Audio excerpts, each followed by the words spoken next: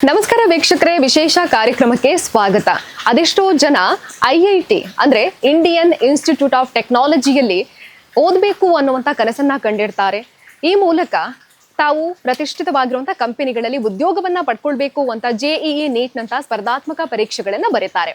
ಇದೀಗ ನಮ್ಮ ಪುತ್ತೂರಿನ ಪ್ರತಿಭೆ JAM ಅಂದ್ರೆ joint admission test for master ಪರೀಕ್ಷೆಯನ್ನ ಬರೆದು ಭಾರತದಲ್ಲಿ 146ನೇ ಹಾಗೂ ಕರ್ನಾಟಕದಲ್ಲಿ ಪ್ರಥಮ ರ್ಯಾಂಕ್ ಅನ್ನ ಪಡ್ಕೊಂಡಿರುವಂತದ್ದು ನಮ್ಮ ಪುತ್ತೂರಿನ ಬಲ್ನಾಡು ಗ್ರಾಮದ ಬೆಳೆಯೂರು ಕಟ್ಟೆಯ ಸಾರಿಯ ಬೀಡಿನ ನಿವಾಸಿಯಾಗಿರುವಂತಹ ವೈಭವಿ ಶೆಟ್ಟಿ ಅವರು ಈ ಒಂದು ಸಾಧನೆಯನ್ನ ಮಾಡಿರುವಂತದ್ದು.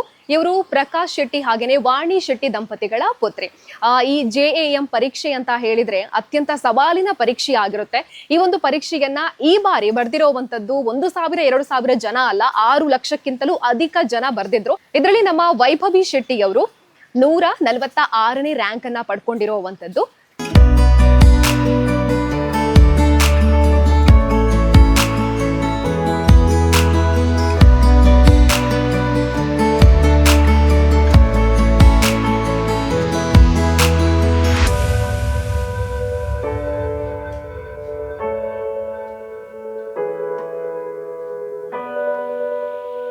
ಹಳ್ಳಿಯಿಂದ ದಿಲ್ಲಿಯವರೆಗೂ ಸದ್ದು ಮಾಡೋದ್ರಲ್ಲಿ ನಮ್ಮ ಕರಾವಳಿಯ ಪ್ರತಿಭೆಗಳು ಮುಂದು ಅನ್ನೋವಂಥದ್ದು ಎಲ್ಲಾರ್ಗು ಗೊತ್ತಿರುವಂತದ್ದು. ಇದೀಗ ಪುತ್ತೂರಿನ ಪ್ರತಿಭೆ ರ್ಯಾಂಕ್ ಪಡೆದು ಹತ್ತೂರಿನಲ್ಲೂ ಸದ್ದು ಮಾಡ್ತಾ ಇದ್ದಾರೆ. ವೈಭವಿ ಶೆಟ್ಟಿ ಸಾರಿಯ ಬೀಡು ನಮ್ಮ ಜೊತೆಗಿದ್ದಾರೆ, ಬನ್ನಿ ಮಾತಾಡ್ಸೋಣ. ಹಾಯ್, ನಮಸ್ತೆ. First of all congrats. ಎಷ್ಟು ಖುಷಿಯಲ್ಲಿದ್ದೀರಾ ಅಂತ, ಯಾಕಂತ ಹೇಳಿದ್ರೆ 146ನೇ ರ್ಯಾಂಕ್ ಅಂತ ಹೇಳಿದ್ರೆ ಯಾವ್ದಕ್ಕೂ ಕಮ್ಮಿ ಇಲ್ಲ. ಇಷ್ಟೊಂದು ಒಳ್ಳೆ ರ್ಯಾಂಕ್ ಅನ್ನ ಪಡ್ಕೊಂಡಿರುವಂತದ್ದು, ಎಷ್ಟು ಖುಷಿಯಲ್ಲಿದ್ದೀರಾ ಅಂತ? ತುಂಬಾ ಖುಷಿ ಆಗ್ತದೆ.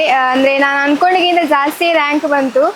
ಸೊ ಕಷ್ಟಪಟ್ಟದ್ದು ಫಲ ಸಿಗುವಾಗ ತುಂಬಾ ಖುಷಿ ಆಗ್ತದೆ. ಓಕೆ, ಈ ಒಂದು ಎಕ್ಸಾಮ್ ಪ್ರೋಸೆಸ್ ಎಲ್ಲ ಯಾವ ರೀತಿ ಆಗಿರುತ್ತೆ ಅಂತ? ಇದು ಆಲ್ ಇಂಡಿಯಾ ಲೆವೆಲ್ ಎಕ್ಸಾಮ್, ಅಂದ್ರೆ ಕಂಪ್ಯೂಟರ್ ಬೇಸ್ಡ್ ಎಕ್ಸಾಮ್. ಇಡೀ ಇಂಡಿಯಾದಲ್ಲಿ ಒಂದೇ ದಿನ ಆಗ್ತದೆ. 3 ರೀತಿಯ ಕ್ವಶನ್ ಇರ್ತದೆ. 7 ಸಬ್ಜೆಕ್ಟ್ಸ್ ಅಲ್ಲಿ 7 ಸಬ್ಜೆಕ್ಟ್ಸ್ ಇರ್ತದೆ ಒಂದು ಎಕ್ಸಾಮ್ ಅಲ್ಲಿ. ನಿಮ್ಮ ಪ್ರಿಪರೇಷನ್ ಎಲ್ಲ ಹೆಂಗಿತ್ತು ಅಂತ? ನಾನು ಆ್ಯಕ್ಚುಲಿ ಆನ್ಲೈನ್ ಕೋಚಿಂಗ್ ತಗೊಂಡದ್ದು. ಸೊ ಮನೆಯಲ್ಲೇ ಕೂತು ತುಂಬ ಟೈಮ್ ಅದಕ್ಕೆ ಯೂಸ್ ಮಾಡಲಿಕ್ಕೆ ಹೆಲ್ಪ್ ಆಯಿತು ಆನ್ಲೈನ್ ತಗೊಂಡ ಕಾರಣ. ದಿನದಲ್ಲಿ ಅಟ್ಲೀಸ್ಟ್ 5-6 ಅವರ್ಸ್ ಬೇಕಾಗ್ತದೆ. ಅಂದರೆ ನಾವು 1 ಗಂಟೆ ಕೂತು ಪುನಃ ಎದ್ದು ಪುನಃ ಕೂತ್ರೆ ಆ ರೀತಿ ಆಗೋದಿಲ್ಲ. ಅಂದರೆ ನಾವು ಫೋಕಸ್ ಆಗಿ ಸ್ಟಡಿ ಮಾಡಬೇಕಾಗ್ತದೆ. ಒಂದೇ ಟೈಮಿಗೆ 5 to 6 ಅವರ್ಸ್ ಫೋಕಸ್ ಮಾಡಿ ಕೂತ್ಕೊಳ್ಬೇಕಾಗ್ತದೆ. ಯಾಕಂದರೆ 3 ಗಂಟೆ ಎಕ್ಸಾಮ್ ಇರುವಾಗ 1 ಸೆಕೆಂಡ್ ಸಹ ಮಿಸ್ ಆದರೆ ಅಲ್ಲಿ ಟೈಮ್ ವೇಸ್ಟ್ ಆಗ್ತದೆ. ಸೊ ಫೋಕಸ್ ಮಾಡಿ ಕಲೀಲಿಕ್ಕೆ ಫಸ್ಟಿಂದವೇ ಪ್ರಾಕ್ಟೀಸ್ ಮಾಡಬೇಕು.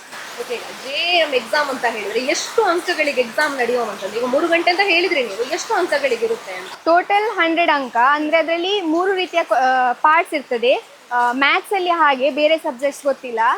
ಫಸ್ಟ್ ಮಲ್ಟಿಪಲ್ ಚಾಯ್ಸ್, ಅಂದರೆ 4 ಚಾಯ್ಸಲ್ಲಿ ಒಂದು ಸೆಲೆಕ್ಟ್ ಮಾಡಲಿಕ್ಕೆ. ನೆಕ್ಸ್ಟ್ ಮಲ್ಟಿಪಲ್ ಸೆಲೆಕ್ಟ್, ಒಂದಕ್ಕೆ 2-3 ಆನ್ಸರ್ ಇರ್ತದೆ ಒಂದು ಕ್ವಶನಿಗೆ. ನೆಕ್ಸ್ಟ್ ನ್ಯೂಮರಿಕಲ್, ಅಂದರೆ ಒಂದು ನ್ಯೂಮರಿಕಲ್ ವ್ಯಾಲ್ಯೂ ಆನ್ಸರ್ ಇರ್ತದೆ. ಅದಕ್ಕೆ 3 ಗಂಟೆಯಲ್ಲಿ 60 ಕ್ವಶನ್ ಸಾಲ್ವ್ ಮಾಡಬೇಕಾಗ್ತದೆ. ನೀವು JEE ನೀಟ್ ಅದನ್ನೆಲ್ಲ ಬರ್ದಿದ್ರಾ ಹೇಗೆ? ನೀಟಿಗೆ ಪ್ರಿಪೇರ್ ಆಗಿರಲಿಲ್ಲ, JEEಗೆ ಸ್ವಲ್ಪ ಪ್ರಿಪೇರ್ ಆಗಿದೆ. ಬಟ್ ಆಗ ಕೊರೋನಾ ಬಂತು, ಸೊ ಫುಲ್ ಆಚೆ ಈಚಾಗಿ ಬ್ಯಾಚುಲರ್ಸ್ ಮಾಡಲಿಕ್ಕೆ ಹೋದೆ. ಓಕೆ, ಈ ಎಕ್ಸಾಮ್ ಬಗ್ಗೆ ನಿಮಗೆ ಯಾರು ಹೇಳಿದ್ದು ಅಂತ? ಒಂದು ಲೆಕ್ಚರರ್ ಹೇಳಿದ್ದು, ನಮ್ಮ ಫಿಸಿಕ್ಸ್ ಲೆಕ್ಚರರ್ ಹೇಳಿದ್ದು. ಬಟ್ ನನ್ನ ಫೇವ್ರೆಟ್ ಸಬ್ಜೆಕ್ಟ್ ಮ್ಯಾಥ್ಸ್ ಆದ ಕಾರಣ ನಾನು ಮ್ಯಾಥ್ಸಿಗೆ ಹೋದೆ. ನೀವು ಅನ್ಕೊಂಡಿದ್ರ ಇಷ್ಟು ಒಳ್ಳೆ ರ್ಯಾಂಕ್ ಬರ್ಬೋದು ಅಂತ? ಇಷ್ಟೊಳ್ಳೆ ರ್ಯಾಂಕ್ ಅಂತ ಅನ್ಕೊಂಡಿಲ್ಲ, ಬಟ್ ಕನಸಿತ್ತು ಒಂದು IITಗೆ ಹೋಗಬೇಕು ಅಂತ. ಬಟ್ IITಗಿಂತ ಬೆಸ್ಟ್ ಕಾಲೇಜ್ ಅಂದರೆ NIRF ರ್ಯಾಂಕಿಂಗ್ 1 ಇರುವ ಕಾಲೇಜ್ ಆ್ಯಂಡ್ ಇಂಟರ್ನ್ಯಾಷನಲಿ ಸಹ ರ್ಯಾಂಕ್ ಪಡೆಯುವಂಥ ಕಾಲೇಜ್ ಅದು IISc ಬ್ಯಾಂಗ್ಳೂರ್. ಸೊ ಅದಕ್ಕೆ ಹೋಗೋದು ಅಂದರೆ ಕನಸಿಗಿಂತ ಸಹ ಮೇಲೆ ಅಂತ ನನಗೆ. ಸೊ ತುಂಬ ಖುಷಿ ಆಗ್ತದೆ. ಓಕೆ, ಪುತ್ತೂರಿನಲ್ಲಿ ಎಲ್ಲೆಲ್ಲ ಎಜುಕೇಷನ್ ಮಾಡಿದ್ದೀರಿ ಅಂತ? ನಾನು ಪ್ರೈಮರಿಯಿಂದ BSc ತನಕ ಸಹ ವಿವೇಕಾನಂದ ಇನ್ಸ್ಟಿಟ್ಯೂಷನಲ್ಲೇ ಮಾಡಿದ್ದು. ಪ್ರೈಮರಿ ಎಜುಕೇಷನ್ ತೆಂಕಿಲ, PUC ಮತ್ತು ಅಲ್ಲಿ ನೆಹರು ನಗರ PU ಮತ್ತು BSc. ಓಕೆ, ಎಕ್ಸಾಮ್ ಎಲ್ಲ ಹೇಗಿತ್ತು? ಈ ವರ್ಷದ್ದು ಮಾಡರೇಟ್ ಲೆವೆಲ್ ಇರ್ತದೆ. ಅಂದರೆ ಈಸಿ, ಆ ಎಕ್ಸಾಮ್ ಈಸಿ ಅಂತ ಯಾರು ಹೇಳಲಿಕ್ಕಿಲ್ಲ. ಕಂಪೇರ್ ಮಾಡಿದರೆ ಈ ವರ್ಷದ್ದು ಮಾಡರೇಟ್ ಇತ್ತು. ಓಕೆ, ಇವಾಗ ಎಕ್ಸಾಮ್ ಅಂತ ಹೇಳಿದ್ರೆ ಪ್ರತಿಯೊಬ್ಬರಿಗೂ ಕೂಡ ಭಯ ಇದ್ದೇ ಇರ್ತಾರೆ, ಯಾವುದೇ ಎಕ್ಸಾಮ್ ಆದ್ರೂ ಕೂಡ. ಬಟ್ ಇವಾಗ ನೀವು JAM ಎಕ್ಸಾಮ್ ಬರ್ದಿರೋದ್ರಿಂದಾಗಿ ಆ ಟೈಮಲ್ಲಿ ಹೇಗಿದ್ರಿ ಅಂತ? ತುಂಬಾ ಭಯ ಆಯ್ತಾ, ಹೇಗಿತ್ತು ಅಂತ? ಭಯ ಆಗ್ತದೆ. ನಾವು ನನ್ನ ಸ್ಟ್ರಾಟಜಿ ಅಂದರೆ ಫೋಕಸನ್ನು ಶಿಫ್ಟ್ ಮಾಡೋದು. ಅಂದರೆ ತುಂಬ ಆ್ಯನ್ಸೈಟಿ ಆಗುವಾಗ ಯಾವುದಾದ್ರೂ ಕ್ವೆಶನ್ ಬಗ್ಗೆ ಯೋಚನೆ ಮಾಡೋದು. ಆ ಕ್ವೆಶನಿಗೆ ಯಾವ ರೀತಿ ಆನ್ಸರ್ ಮಾಡ್ಬೋದು, ಯಾವ ಡಿಫ್ರೆಂಟ್ ಮೆಥಡಲ್ಲಿ ಆನ್ಸರ್ ಮಾಡಿದರೆ ಬೇಗ ಆನ್ಸರ್ ಸಿಗ್ಬೋದು. ಆ ರೀತಿ ಫೋಕಸನ್ನು ಶಿಫ್ಟ್ ಮಾಡಿದರೆ ಕಡಿಮೆ ಆಗ್ತದೆ. ಮತ್ತು ನಾನು ಸ್ವಲ್ಪ ಸ್ಪಿರಿಚುವಲ್ ಆದ ಕಾರಣ ಹೆಲ್ಪ್ ಆಯಿತು. ಪೇರೆಂಟ್ಸ್ ಕಡೆಯಿಂದ ಹೇಗಿತ್ತು ಸಪೋರ್ಟ್ ಅಂತ? ಕಂಪ್ಲೀಟ್ಲಿ ಸಪೋರ್ಟಿವ್, ಫೈನಾನ್ಷಿಯಲಿ ಮತ್ತು ಇಮೋಷ್ನಲಿ. ಪೇರೆಂಟ್ಸ್ ಸಪೋರ್ಟ್ ಇಲ್ಲದೆ ಯಾವ ಎಕ್ಸಾಮ್ ಕೂಡ ಅಷ್ಟು ಈಸಿಯಾಗಿ ಸಾಲ್ವ್ ಮಾಡ್ಲಿಕ್ಕೆ ಆಗ್ಲಿಕ್ಕಿಲ್ಲ. ಪೇರೆಂಟ್ ಬ್ಯಾಕ್ ಬೋನ್ ಆಗಿದ್ದರೆ ಸ್ಟಡೀಸಿಗೆ ಫೋಕಸ್ ಮಾಡ್ಲಿಕ್ಕಾಗ್ತದೆ, ಬೇರೆ ಯಾವುದು ಯೋಚನೆ ಮಾಡಬೇಕು ಅಂತಿಲ್ಲ, ಫೈನಾನ್ಷಿಯಲ್ ಅಥವಾ ಮನೆ ಸಮಸ್ಯೆಗಳು ಯೋಚನೆ ಮಾಡಬೇಕಂತಿಲ್ಲ.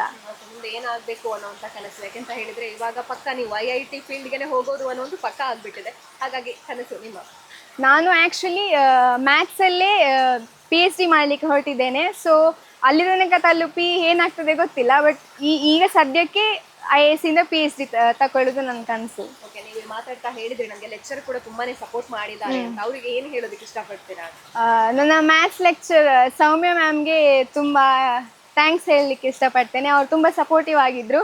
ಅಂದರೆ ಸ್ಟಡೀಸ್ಗಿಂತ ಹೊರಗೆ ಕಾಂಪಿಟೇಟಿವ್ ಎಕ್ಸಾಮ್ಸ್ ಬರೀರಿ ಅಂತ ಅವ್ರು ಸಪೋರ್ಟ್ ಮಾಡ್ತಿದ್ರು. ಓಕೆ, ಇವಾಗ ಎಕ್ಸಾಮ್ ಅಂತ ಬಂದಾಗ JEE ನೀಟ್ ಬರೆಯೋದಕ್ಕೆ ತುಂಬಾ ಜನ ಭಯ ಪಡ್ತಾರೆ, ಬಟ್ ನೀವು ಇವಾಗ JEM ಎಕ್ಸಾಮ್ ಅನ್ನೇ ಬರ್ದಿರೋವಂಥದ್ದು, ಹಾಗಾಗಿ JEM ಎಕ್ಸಾಮ್ ಬರಿಬೇಕು ಅನ್ನೋರಿಗೆ ಏನು ಹೇಳೋದಕ್ಕೆ, ಕಿವಿ ಮಾತು ಕೊಡೋದಾದ್ರೆ ಏನು ಹೇಳ್ತೀರಾ? ಅಂದರೆ ಈ ಎಕ್ಸಾಮಿಗೆ ನೀವು ಸೆಮ್ ಎಕ್ಸಾಮ್ ಬರೆಯುವ ರೀತಿ ಕಲ್ತ್ರೆ ಆಗೋದಿಲ್ಲ, ಸ್ವಲ್ಪ ಡಿಫ್ರೆಂಟ್ ಆಗಿ ಕಲಿಬೇಕು. ಟೈಮರ್ ಇಟ್ಟು ಓಲ್ಡ್ ಕ್ವಶನ್ ಪೇಪರ್ಸ್ ಎಲ್ಲ ಪ್ರಾಕ್ಟೀಸ್ ಮಾಡಬೇಕಾಗ್ತದೆ. ಅಂದರೆ 3 ಗಂಟೆ ಟೈಮರ್ ಇಟ್ಟು ಒಂದು ಓಲ್ಡ್ ಕ್ವಶನ್ ಪೇಪರನ್ನು ರಿಪೀಟೆಡ್ ಆಗಿ ವಾರದಲ್ಲಿ ಒಮ್ಮೆ ಆದರೂ ಕಲಿಬೇಕಾಗ್ತದೆ. ಮತ್ತು ಸಿಲೆಬಸ್ ಸಹ ಹೌದು, ಸೆಮ್ಮಿಗೆ ಬರುವಂಥ ಕ್ವಶನ್ಸ್ ಈ ಎಕ್ಸಾಮ್ಗೆ ಬರೋದಲ್ಲ. ಒಂದು ಕ್ವೆಶನ್ 1 ಪೇಜ್ ಆದರೂ ಸಾಲ್ವ್ ಮಾಡಲಿಕ್ಕೆ ಇರ್ತದೆ, ಬಟ್ ಅದು 3 ಮಿನಿಟ್ಸಲ್ಲಿ ಆಗಬೇಕು. ಸೊ ತುಂಬ ಪ್ರಾಕ್ಟೀಸ್ ಇರಬೇಕಿದೆ ಈ ಎಕ್ಸಾಮಿಗೆ. ಓಕೆ, ನಿಮಗೆ ತುಂಬ ಇನ್ಸ್ಪೈರ್ ಮಾಡೋದು ಅಂತ ಹೇಳಿದ್ರೆ ಯಾರು ಅಂತ ನಿಮ್ಮ ಜೀವನದಲ್ಲಿ? ಖಂಡಿತ ನನ್ನ ಅಪ್ಪ. ಇನ್ಸ್ಪೈರ್ ಮಾಡುವಂಥದ್ದು, ಎಲ್ಲ ರೀತಿಯಲ್ಲೂ ಸಪೋರ್ಟ್ ಮಾಡ್ತಾರೆ, ಎಲ್ಲ ರೀತಿಯಲ್ಲೂ ನಿಮ್ಮ ಜೊತೆಗೇನೆ ಇರುವಂಥವ್ರು ಅಂತ ಹೇಳಿದ್ರೆ ಅಪ್ಪ, ಹೌದಲ್ವಾ? ಓಕೆ, ಇವಾಗ ನಿಮ್ಮ ಎಜುಕೇಶನ್ ಬಗ್ಗೆ ನಿಮಗೂ ಒಂದು ಕನಸಿರುವಂಥದ್ದು, ಅದರ ಜೊತೆಗೆ ನಿಮ್ಮ ಒಂದು ವಿದ್ಯಾಸಂಸ್ಥೆಯ ಕಡೆಯಿಂದ ಕೂಡ ಅವರು ಕೂಡ ಸಪೋರ್ಟ್ ಮಾಡಿದ್ದಾರೆ. ನಿಮ್ಮ ರ್ಯಾಂಕ್ ಬಂದಿದ್ದಕ್ಕೆ ಅವ್ರು ಏನು ಹೇಳಿದ್ರು ಅಂತ ಏನಾದರೂ ಹೇಳಿ? ಅಂದರೆ ನಾನು ತಿಳಿಸಿದ್ದು ನನ್ನ ಮ್ಯಾಥ್ಸ್ ಲೆಕ್ಚರ್ಸ್ಗೆ ಮಾತ್ರ. ಅವರು ಕಂಗ್ರ್ಯಾಚುಲೇಷನ್ಸ್, ತುಂಬ ಖುಷಿ ಆಯಿತು ಅಂತ ಹೇಳಿದರು. ಓಕೆ, ನಿಮ್ಮ ಪ್ರೀತಿಯ ವೀಕ್ಷಕರಿಗೆ ಏನು ಹೇಳೋದಕ್ಕೆ ಇಷ್ಟಪಡ್ತೀರಾ ಕೊನೆಯದಾಗಿ? ಅಂದರೆ ಈ ಭಾಗದ ಜನರಿಗೆ ಎಕ್ಸಾಮ್ ಬಗ್ಗೆ ತುಂಬ ಗೊತ್ತಿಲ್ಲ. ಅಂದರೆ ಜಸ್ಟ್ ಕಾಲೇಜ್ ಎಕ್ಸಾಮ್ಸ್ಗೆ ಫೋಕಸ್ ಆಗಿರ್ತಾರೆ. ಸೊ ಸ್ವಲ್ಪ ಹೊರಗಿನ ಪ್ರಪಂಚ ಸಹ ನೋಡಿ, ಬೇರೆ ಬೇರೆ ಎಕ್ಸಾಮ್ಸ್, ಗೌರ್ಮೆಂಟ್ ಎಕ್ಸಾಮ್ ಬಗ್ಗೆ ಆಲೋಚನೆ ಮಾಡಿ ಅಂತ ಹೇಳಲಿಕ್ಕೆ ಇಷ್ಟಪಡ್ತೇನೆ. JEM ಎಕ್ಸಾಮ್ ಬರೆದ್ರೆ ಏನೆಲ್ಲ ಬೆನಿಫಿಟ್ಸ್ ಇದೆ ಅಂತ?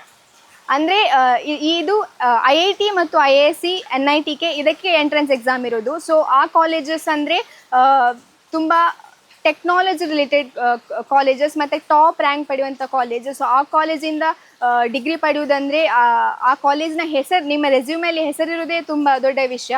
ಸೊ ಅಲ್ಲಿಯ ವಾತಾವರಣ ಕೂಡ ಹಾಗೆ ಈ ಕಾಲೇಜಸ್ಗಿಂತ ಡಿಫ್ರೆಂಟ್ ಇರ್ತದೆ. ಸೊ ಅಲ್ಲಿಗೆ ಟ್ರೈ ಮಾಡಿ ಅಂತ ಹೇಳಲಿಕ್ಕೆ ಇಷ್ಟಪಡ್ತೀನಿ. ಓಕೆ, ನಿಮ್ಮ ಕನಸು ಏನೆಲ್ಲ ಇದೆ ಅದೆಲ್ಲ ಈಡೇರಲಿ ಅಂತ ನಾವು ಆಶಿಸ್ತೀವಿ. ಇಷ್ಟೊತ್ತು ನನಗೆ ಟೈಮ್ ಕೊಟ್ಟಿದ್ದಕ್ಕೆ ಕೂಡ ಧನ್ಯವಾದಗಳು. Thank you.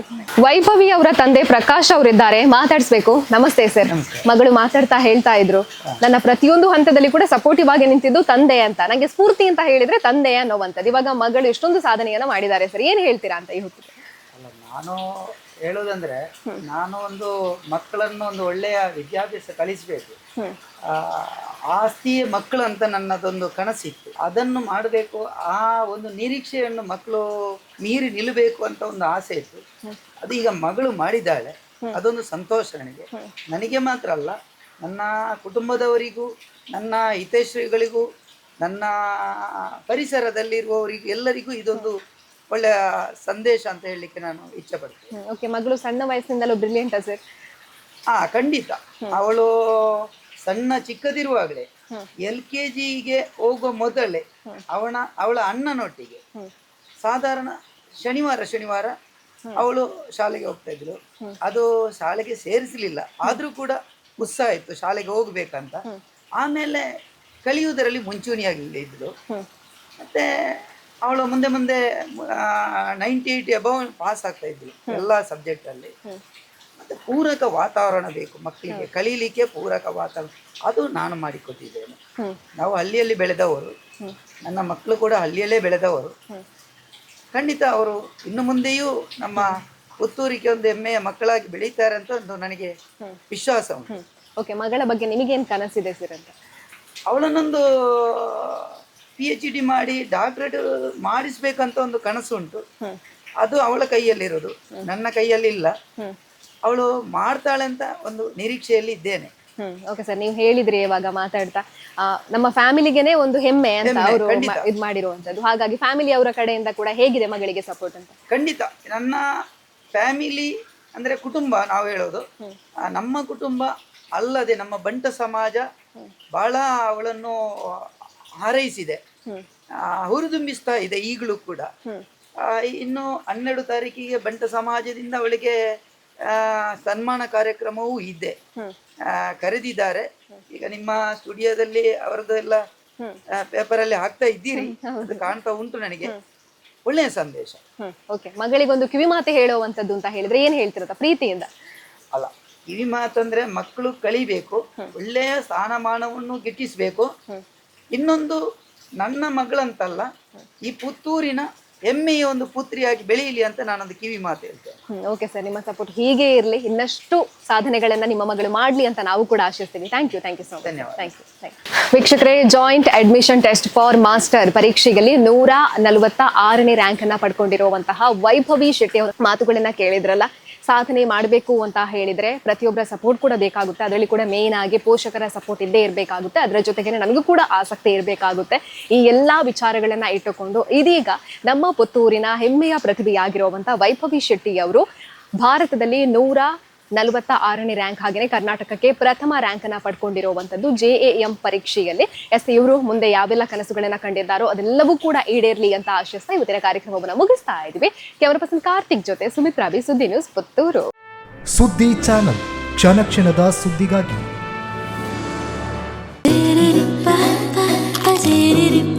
ನನ್ನ ಫೇವರೇಟ್ ನಂದಿನಿ ಚೀಸ್. ಈಗ ಎಲ್ಲರ ಫೇವರೇಟ್ ನಂದಿನಿ ಚೀಸ್.